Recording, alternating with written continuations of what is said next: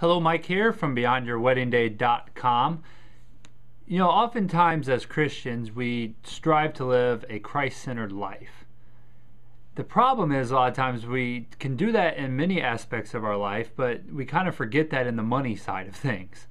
For whatever reason, we don't really seem to think that God or Jesus Christ plays a part in our money. And I would argue it certainly does, and there's ways that you can go about making sure that your money management is Christ-centered. Now, I kind of took some adaptation. There's a great book called The First 5 Years of Marriage by the group at Focus on the Family, and they talk about 5 ways to make your home a Christ-centered home. So I kind of adapted those to make them about how you can make your money management Christ-centered. So the first one is, a Christian home is mostly happy. Well, that can be true for your money too. It should be something that you don't have to get stressed out about and argue about constantly. That's not a happy situation. It doesn't have to be that way. It starts with getting a budget together or a cash flow plan, working on that together as husband and wife, and then you'll be on the same page. You'll take a lot of the stress out and a lot of the arguing, and it can be maybe not like the most joyous occasion in the world to work with your money, but it doesn't have to be a terrible thing either. The second one is that a Christian home is gracious.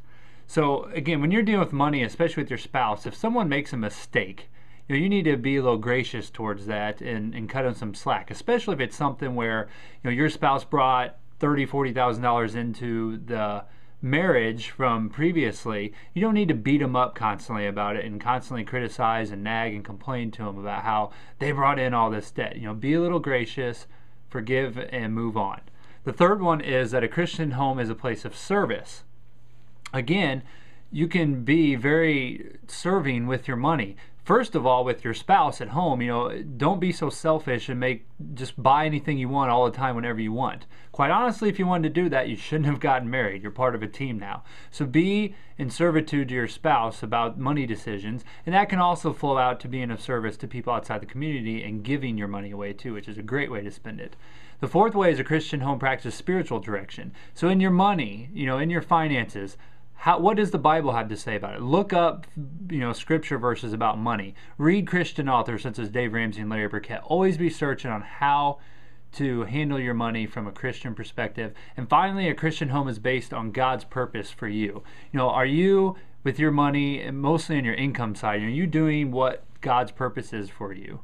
Are you living your life and is your career what God planned for you? Because chances are you'll be way more passionate about it, and when you have that passion, the money will follow. So again, I encourage you, make Christ a part of your money management as well as the other aspects of your life. Again, I'm Mike Young from BeyondYourWeddingDay.com, and thanks for watching.